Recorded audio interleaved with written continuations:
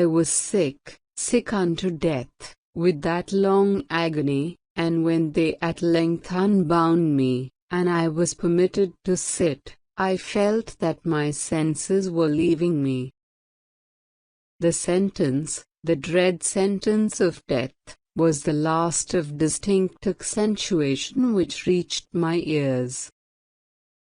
After that, the sound of the inquisitorial voices seemed merged in one dreamy indeterminate hum. It conveyed to my soul the idea of revolution, perhaps from its association in fancy with the burr of a mill wheel. This only for a brief period, for presently I heard no more.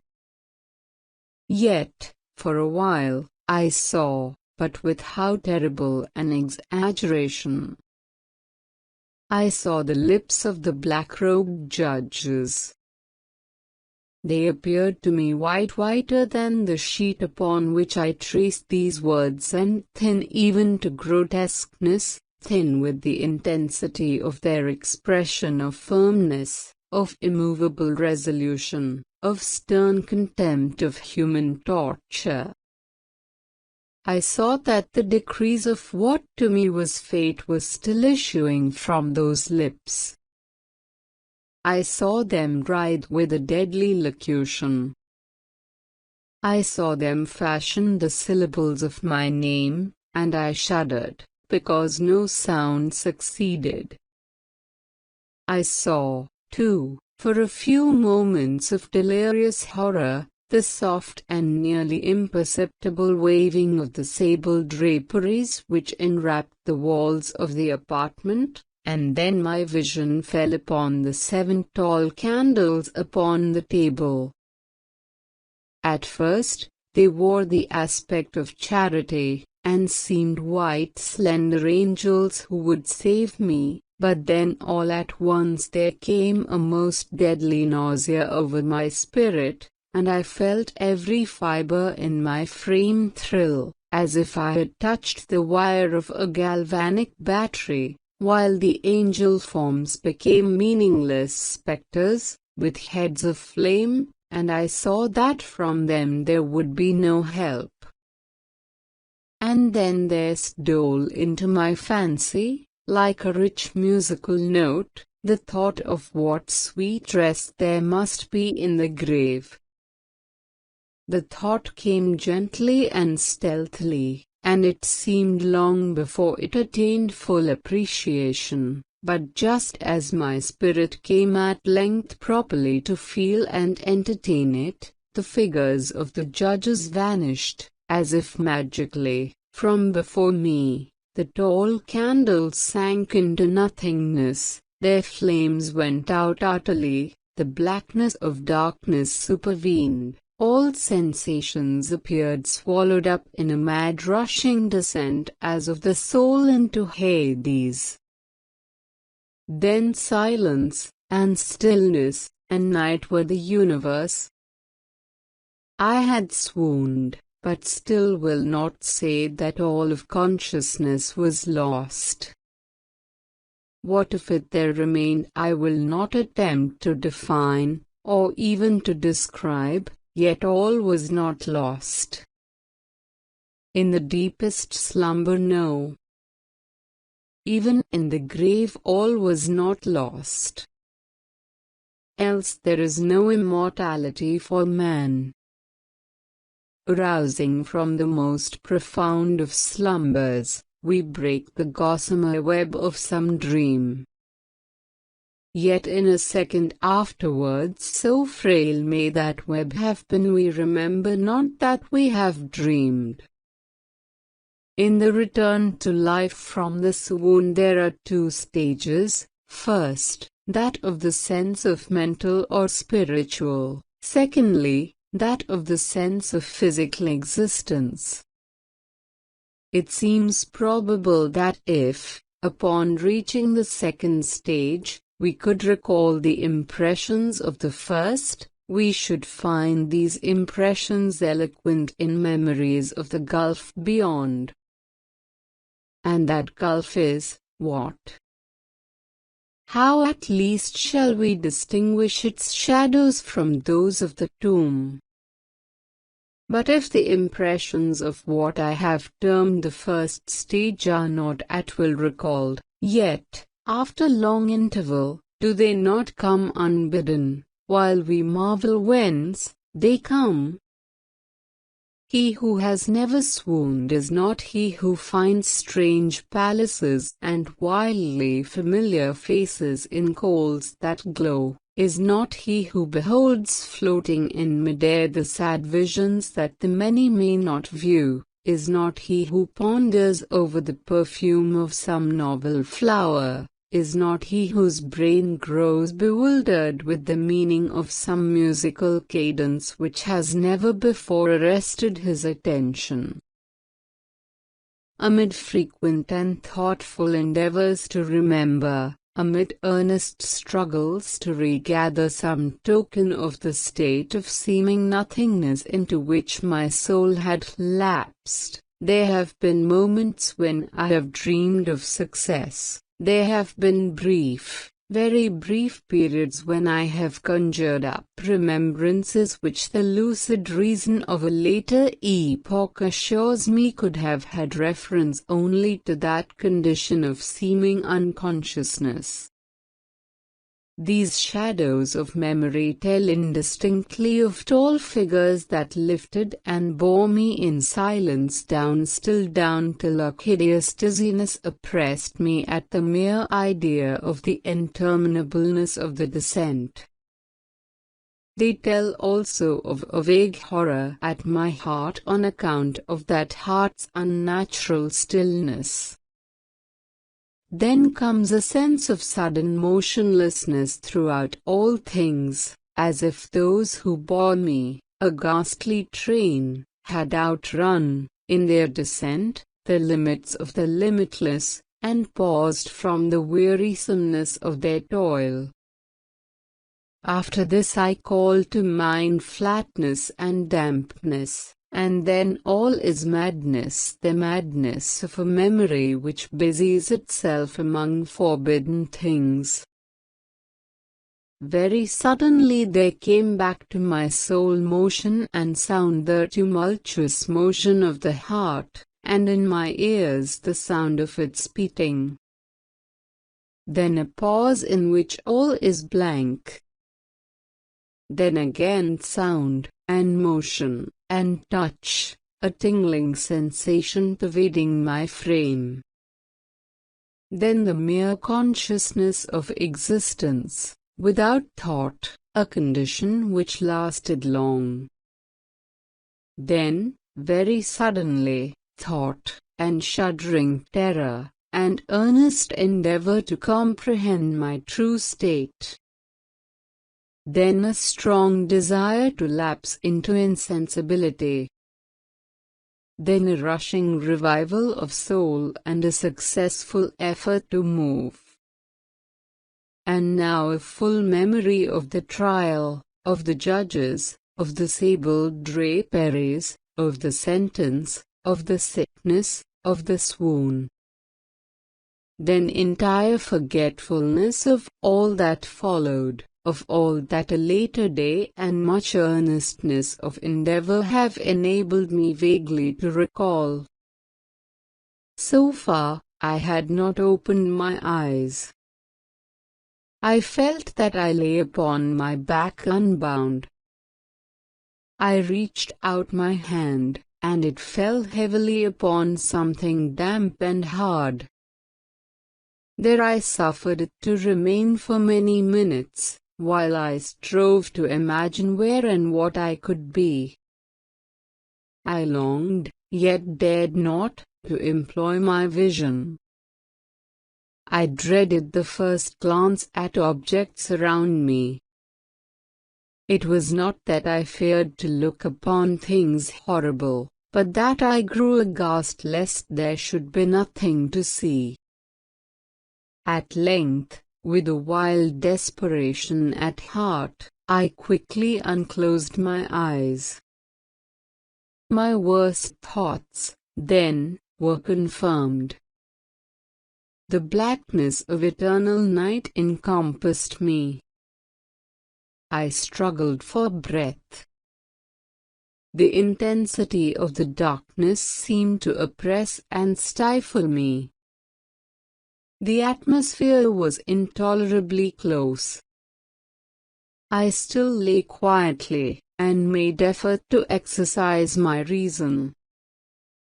I brought to mind the inquisitorial proceedings, and attempted from that point to deduce my real condition.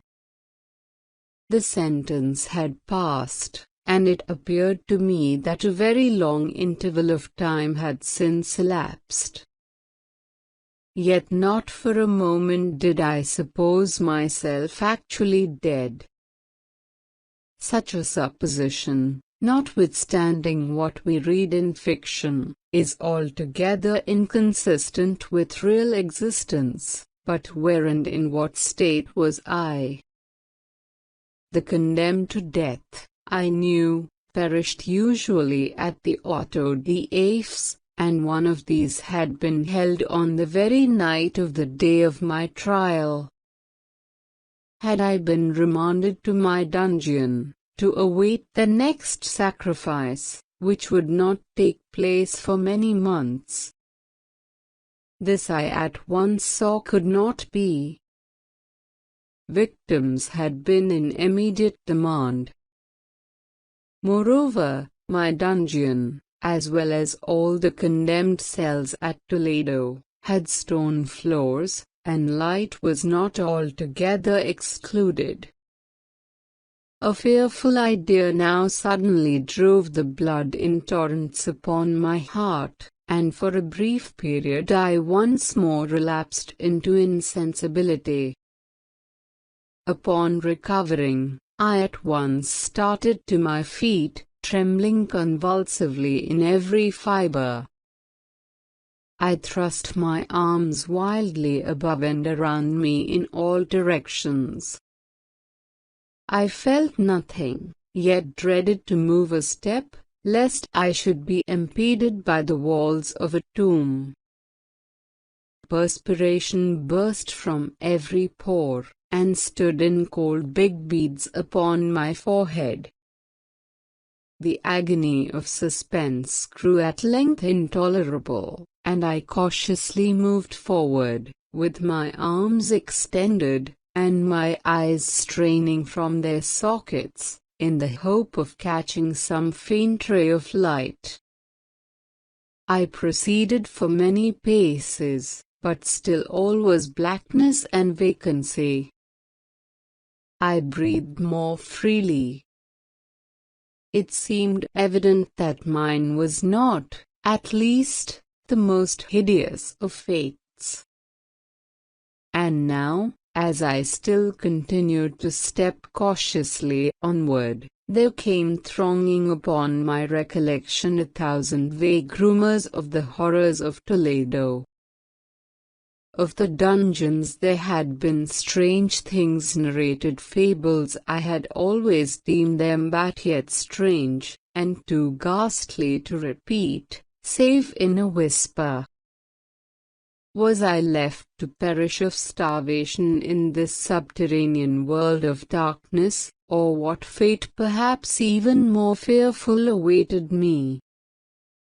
That the result would be death, and a death of more than customary bitterness, I knew too well the character of my judges to doubt.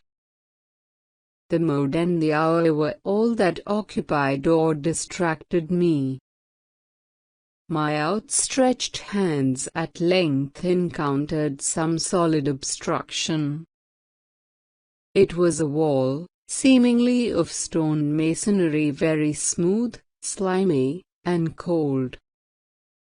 I followed it up, stepping with all the careful distrust with which certain antique narratives had inspired me.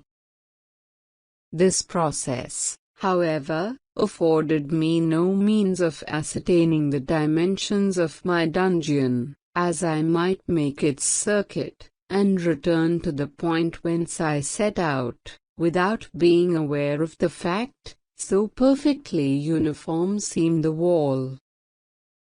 I therefore sought the knife which had been in my pocket when led into the inquisitorial chamber, but it was gone. My clothes had been exchanged for a wrapper of coarse serge.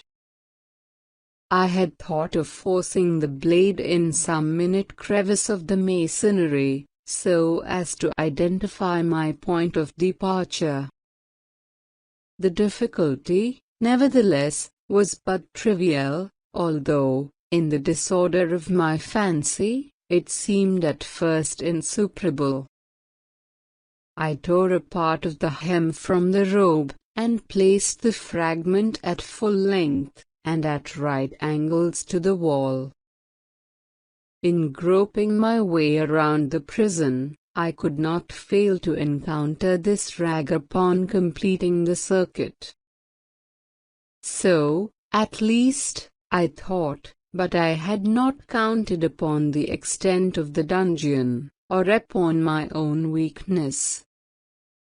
The ground was moist and slippery.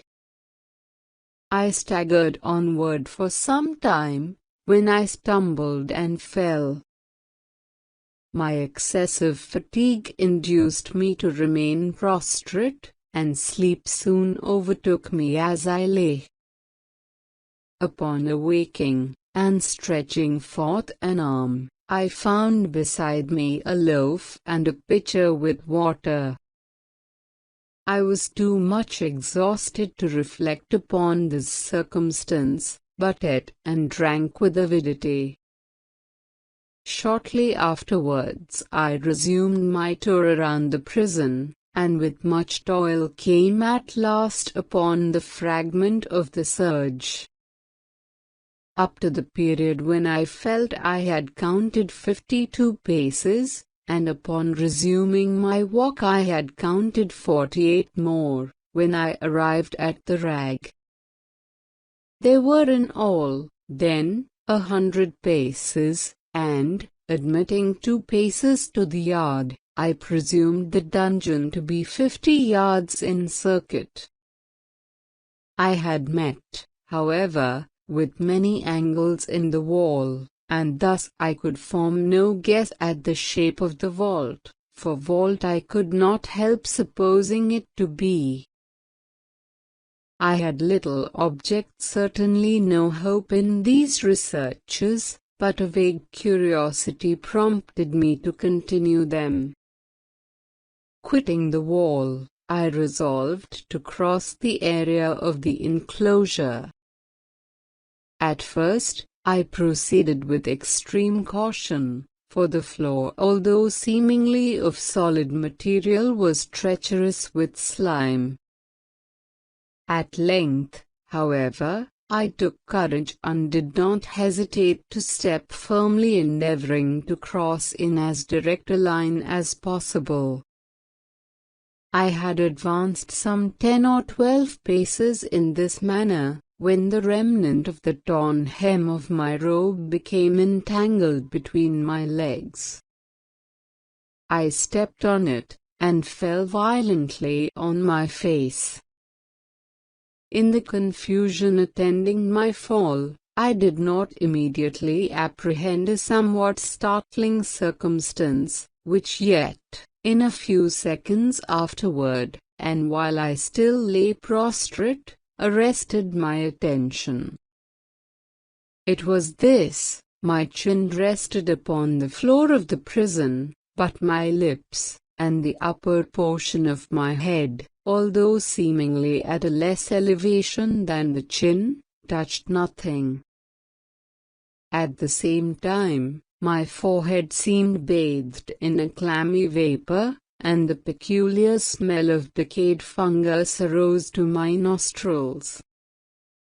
I put forward my arm, and shuddered to find that I had fallen at the very brink of a circular pit, whose extent of course I had no means of ascertaining at the moment. Groping about the masonry just below the margin, I succeeded in dislodging a small fragment, and let it fall into the abyss. For many seconds I hearkened to its reverberations as it dashed against the sides of the chasm in its descent. At length there was a sullen plunge into water, succeeded by loud echoes. At the same moment there came a sound resembling the quick opening, and as rapid closing of a door overhead, while a faint gleam of light flashed suddenly through the gloom, and as suddenly faded away. I saw clearly the doom which had been prepared for me, and congratulated myself upon the timely accident by which I had escaped. Another step before my fall, and the world had seen me no more, and the death just avoided was of that very character which I had regarded as fabulous and frivolous in the tales respecting the Inquisition. To the victims of its tyranny, there was the choice of death with its direst physical agonies, or death with its most hideous moral horrors. I had been reserved for the latter. By long suffering my nerves had been unstrung, until I trembled at the sound of my own voice, and had become in every respect a fitting subject for the species of torture which awaited me. Shaking in every limb, I groped my way back to the wall, resolving there to perish rather than risk the terrors of the wells, of which my imagination now pictured many in various positions about the dungeon. In other conditions of mind, I might have had courage to end my misery at once by a plunge into one of these abysses, but now I was the verest of cowards. Neither could I forget what I had read of these pits, that the sudden extinction of life formed no part of their most horrible plan. Agitation of spirit kept me awake for many long hours, but at length I again slumbered. Upon arousing, I found by my side, as before, a loaf and a pitcher of water. A burning thirst consumed me, and I emptied the vessel at a draught. It must have been drugged, for scarcely had I drunk before I became irresistibly drowsy. A deep sleep fell upon me, a sleep like that of death. How long it lasted, of course I know not, but when once again I unclosed my eyes, the objects around me were visible. By a wild sulphurous lustre, the origin of which I could not at first determine, I was enabled to see the extent and aspect of the prison. In its size I had been greatly mistaken. The whole circuit of its walls did not exceed 25 yards. For some minutes this fact occasioned me a world of vain trouble, vain indeed for what could be of less importance, under the terrible circumstances which environed me, than the mere dimensions of my dungeon. But my soul took a wild interest in trifles, and I busied myself in endeavors to account for the error I had committed in my measurement. The truth at length flashed upon me. In my first attempt at exploration, I had counted 52 paces up to the period when I fell. I must then have been within a pace or two of the fragments of serge. In fact, I had nearly performed the circuit of the vault. I then slept, and upon awaking, I must have returned upon my steps, thus supposing the circuit nearly double what it actually was. My confusion of mind prevented me from observing that I began my tour with the wall to the left, and ended it with the wall to the right. I had been deceived too in respect to the shape of the enclosure. In feeling my way, I had found many angles, and thus deduced an idea of great irregularity. So potent is the effect of total darkness upon one arousing from lethargy or sleep. The angles were simply those of a few slight depressions or niches at odd intervals. The general shape of the prison was square. What I had taken for masonry seemed now to be iron, or some other metal in huge plates, whose sutures or joints occasioned the depression. The entire surface of this metallic enclosure was rudely daubed in all the hideous and repulsive devices to which the charnel superstition of the monks has given rise. The figures of fiends in aspects of menace, with skeleton forms and other more really fearful images, overspread and disfigured the walls. I observed that the outlines of these monstrosities were sufficiently distinct, but that the color seemed faded and blurred, as if from the effects of a damp atmosphere. I now noticed the floor, too, which was of stone. In the center yawned the circular pit from whose jaws I had escaped, but it was the only one in the dungeon. All this I saw indistinctly and by much effort, for my personal condition had been greatly changed during the slumber. I now lay upon my back, and at full length, on a species of low framework of wood. To this I was securely bound by a long strap resembling a surcingle. It passed in many convolutions about my limbs and body, leaving at liberty only my head, and my left arm to such extent that I could by dint of much exertion supply myself with food from an earthen dish which lay by my side on the floor. I saw to my horror that the pitcher had been removed. I say to my horror, for I was consumed with intolerable thirst. This thirst it appeared to be the design of my persecutors to stimulate, for the food in the dish was meat pungently seasoned. Looking upward, I surveyed the ceiling of my prison. It was some 30 or 40 feet overhead, and constructed much as the side walls. In one of its panels a very singular figure riveted my whole attention.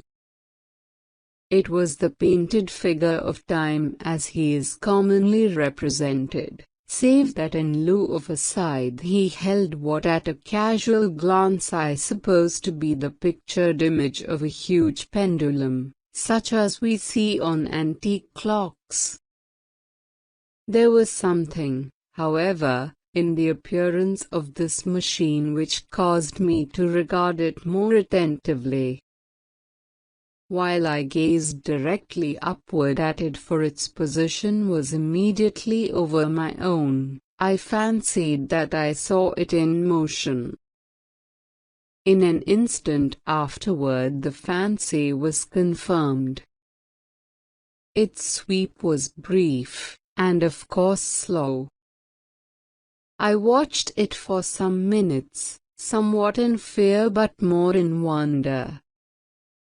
Wearied at length with observing its dull movement, I turned my eyes upon the other objects in the cell.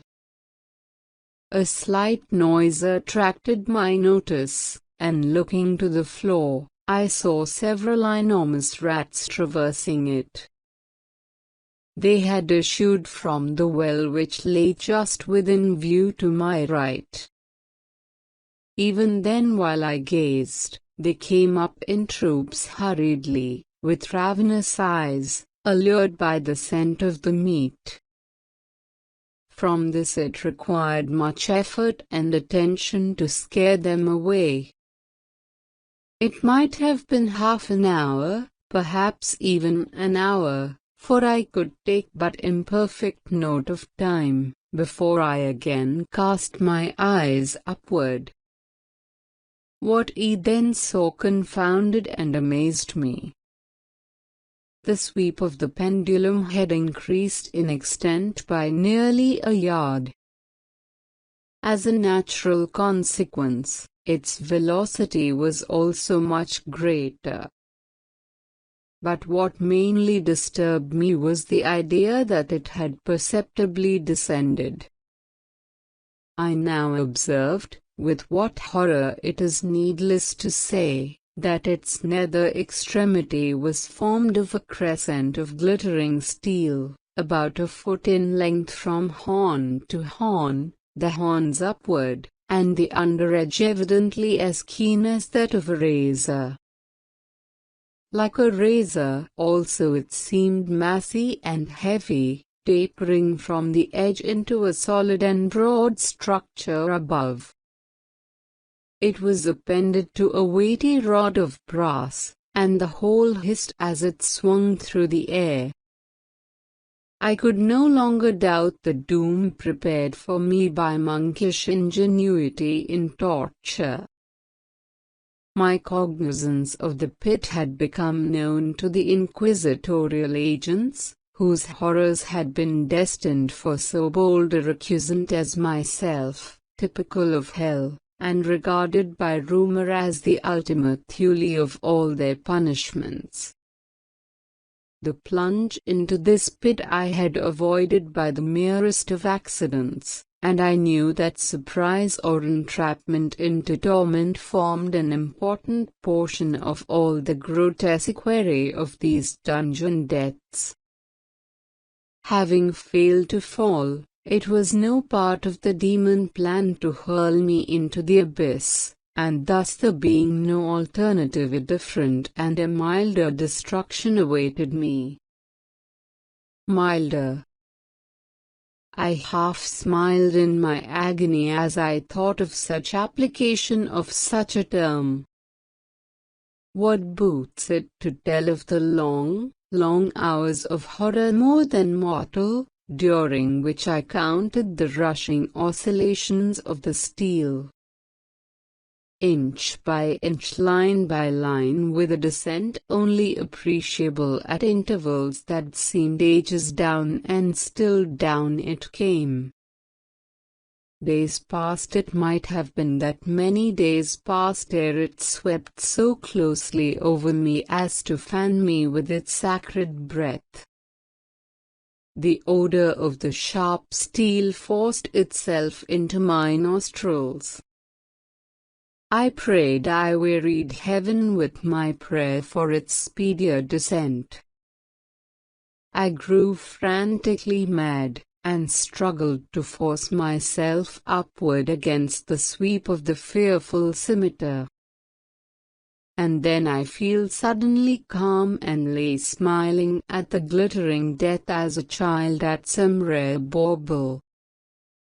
There was another interval of utter insensibility. It was brief, for upon again lapsing into life there had been no perceptible descent in the pendulum. But it might have been long, for I knew there were demons who took note of my swoon, and who could have arrested the vibration at pleasure. Upon my recovery, too, I felt very inexpressibly sick and weak, as if through long inanition. Even amid the agonies of that period, the human nature craved food. With painful effort I outstretched my left arm as far as my bonds permitted, and took possession of the small remnant which had been spared me by the rats. As I put a portion of it within my lips, there rushed to my mind a half-formed thought of joy, of hope. Yet what business had I with hope? It was, as I say, a half-formed thought man has many such, which are never completed. I felt that it was of joy of hope, but I felt also that it had perished in its formation. In vain I struggled to perfect to regain it. Long suffering had nearly annihilated all my ordinary powers of mind. I was an imbecile, an idiot. The vibration of the pendulum was at right angles to my length. I saw that the crescent was designed to cross the region of the heart. It would fray the serge of my robe, it would return and repeat its operations again and again. Notwithstanding its terrifically wide sweep, some 30 feet or more, and the hissing vigor of its descent, sufficient to sunder these very walls of iron, still the fraying of my robe would be all that, for several minutes, it would accomplish, and at this thought I paused. I dared not go farther than this reflection. I dwelt upon it with a pertinacity of attention as if, in so dwelling, I could arrest here the descent of the steel. I forced myself to ponder upon the sound of the crescent as it should pass across the garment, upon the peculiar thrilling sensation which the friction of cloth produces on the nerves. I pondered upon all this frivolity until my teeth were on edge. Steadily down it crept. I took a frenzied pleasure in contrasting its downward with its lateral velocity. To the right, to the left, far and wide with the shriek of a damned spirit. To my heart with the stealthy pace of the tiger. I alternately laughed and howled, as the one or the other idea grew predominant. Down, certainly, relentlessly down. It vibrated within 3 inches of my bosom. I struggled violently, furiously to free my left arm. This was free only from the elbow to the hand. I could reach the latter, from the platter beside me to my mouth with great effort, but no farther.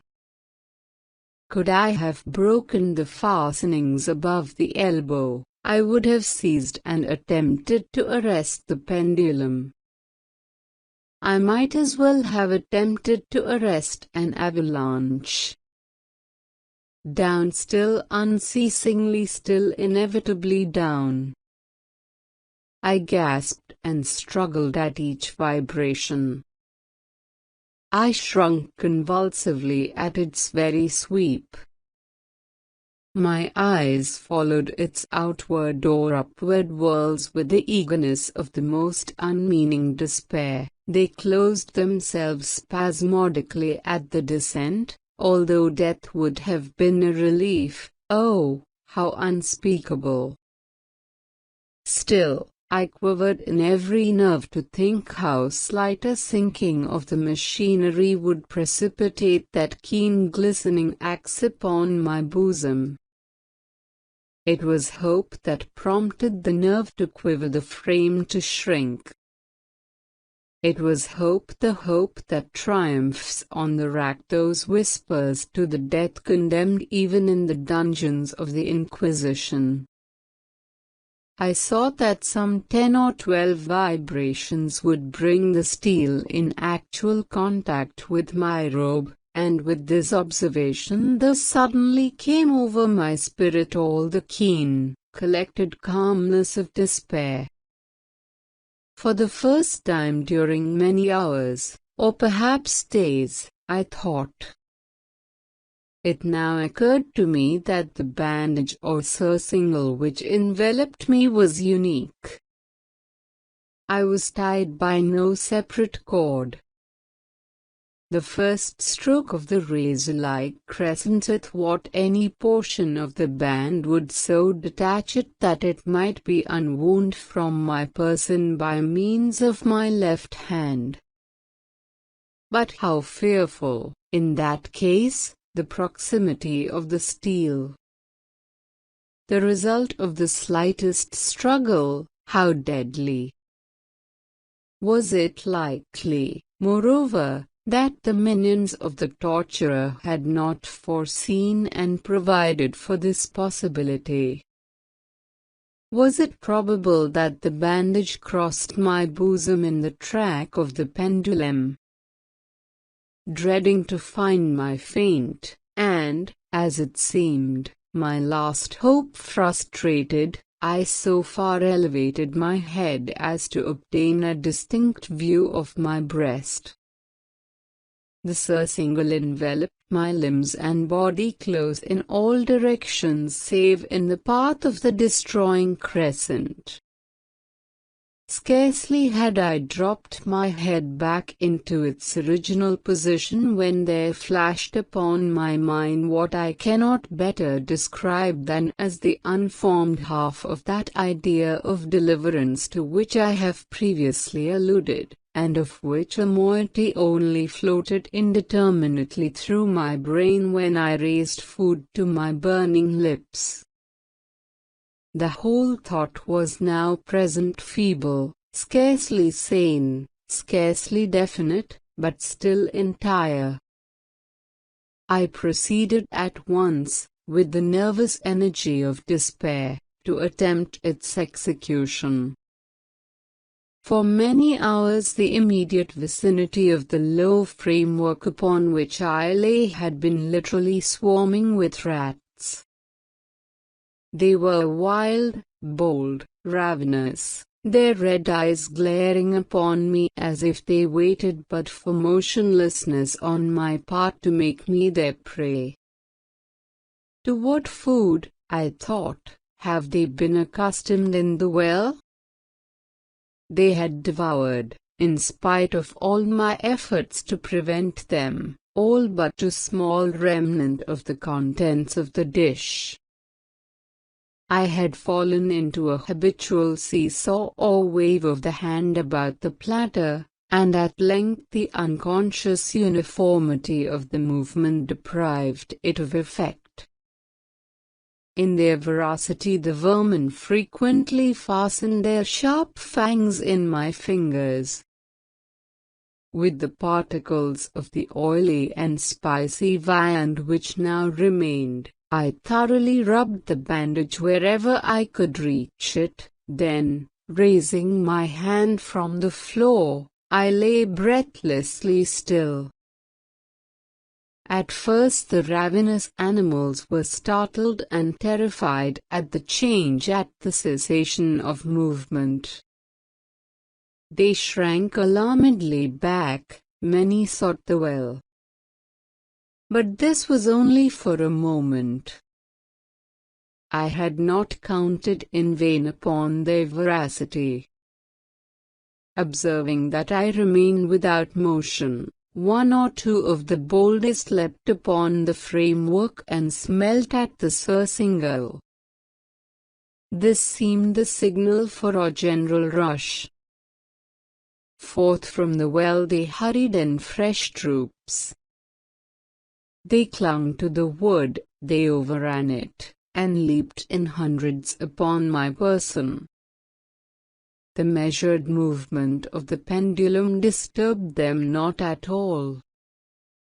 Avoiding its strokes, they busied themselves with the anointed bandage. They pressed, they swarmed upon me in ever-accumulating heaps. They writhed upon my throat, their cold lips sought my own. I was half stifled by their thronging pressure. Disgust, for which the world has no name, swelled my bosom, and chilled with heavy clamminess my heart. Yet 1 minute and I felt that the struggle would be over. Plainly I perceived the loosening of the bandage. I knew that in more than one place it must be already severed. With a more than human resolution I lay still. Nor had I erred in my calculations, nor had I endured in vain. I at length felt that I was free. The surcingle hung in ribands from my body. But the stroke of the pendulum already pressed upon my bosom. It had divided the serge of the robe. It had cut through the linen beneath. Twice again it swung, and a sharp sense of pain shot through every nerve. But the moment of escape had arrived. At a wave of my hand my deliverers hurried tumultuously away. With a steady movement, cautious, sidelong, shrinking, and slow, I slid from the embrace of the bandage and beyond the reach of the scimitar. For the moment, at least I was free. Free, and in the grasp of the Inquisition. I had scarcely stepped from my wooden bed of horror upon the stone floor of the prison, when the motion of the hellish machine ceased and I beheld it drawn up by some invisible force through the ceiling. This was a lesson which I took desperately to heart. My every motion was undoubtedly watched. Free. I had but escaped death in one form of agony to be delivered unto worse than death in some other. With that thought I rolled my eyes nervously around on the barriers of iron that hemmed me in. Something unusual, some change which at first I could not appreciate distinctly, it was obvious, had taken place in the apartment. For many minutes of a dreamy and trembling abstraction I busied myself in vain, unconnected conjecture. During this period, I became aware, for the first time, of the origin of the sulphurous light which illumined the cell. It proceeded from a fissure about half an inch in width extending entirely around the prison at the base of the walls, which thus appeared, and were completely separated from the floor. I endeavored, but of course in vain, to look through the aperture. As I arose from the attempt, the mystery of the alteration in the chamber broke at once upon my understanding. I have observed that although the outlines of the figures upon the walls were sufficiently distinct, yet the colors seemed blurred and indefinite. These colors had now assumed, and were momentarily assuming, a startling and most intense brilliancy, that give to the spectral and fiendish portraitures an aspect that might have thrilled even firmer nerves than my own. Demon eyes, of a wild and ghastly vivacity, glared upon me in 1,000 directions where none had been visible before, and gleamed with the lurid luster of a fire that I could not force my imagination to regard as unreal. Unreal. Even while I breathed there came to my nostrils the breath of the vapor of heated iron. A suffocating odor pervaded the prison. A deeper glow settled each moment in the eyes that glared at my agonies. A richer tint of crimson diffused itself over the pictured horrors of blood. I panted, I gasped for breath. There could be no doubt of the design of my tormentors, almost unrelenting. Oh, most demoniac of men! I shrank from the glowing metal to the center of the cell. Amid the thought of the fiery destruction that impended, the idea of the coolness of the well came over my soul like balm. I rushed to its deadly brink. I threw my straining vision below. The glare from the enkindled roof illumined its inmost recesses. Yet, for a wild moment, did my spirit refuse to comprehend the meaning of what I saw. At length it wrestled its way into my soul, it burned itself in upon my shuddering reason. Oh, for a voice to speak! Oh, horror! Oh, any horror but this! With a shriek I rushed from the margin and buried my face in my hands, weeping bitterly. The heat rapidly increased, and once again I looked up, shuddering as if with a fit of the ague. There had been a second change in the cell, and now the change was obviously in the form. As before, it was in vain that I at first endeavored to appreciate or understand what was taking place. But not long was I left in doubt. The inquisitorial vengeance had been hurried by my twofold escape, and there was to be no more dallying with the King of Terrors. The room had been square. I saw that two of its sine angles were now acute too, consequently, obtuse. The fearful difference quickly increased with a low rumbling or moaning sound. In an instant the apartment had shifted its form into that of a lozenge. But the alteration stopped not here. I neither hoped nor desired it to stop. I could have clasped the red walls to my bosom, as a garment of eternal peace. Death, I said, any death but that of the pit. Fool! Might I not have known that into the pit it was the object of the burning iron to urge me? Could I resist its glow? Or if even that, could I withstand its pressure? And now, flatter and flatter grew the lozenge, with a rapidity that left me no time for contemplation. Its center, and of course, its greatest width, came just over the yawning gulf. I shrank back, but the closing walls pressed me resistlessly onward.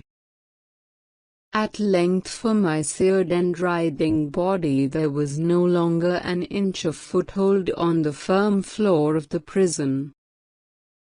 I struggled no more, but the agony of my soul found vent in one loud, long, and final scream of despair. I felt that I tottered upon the brink. I averted my eyes.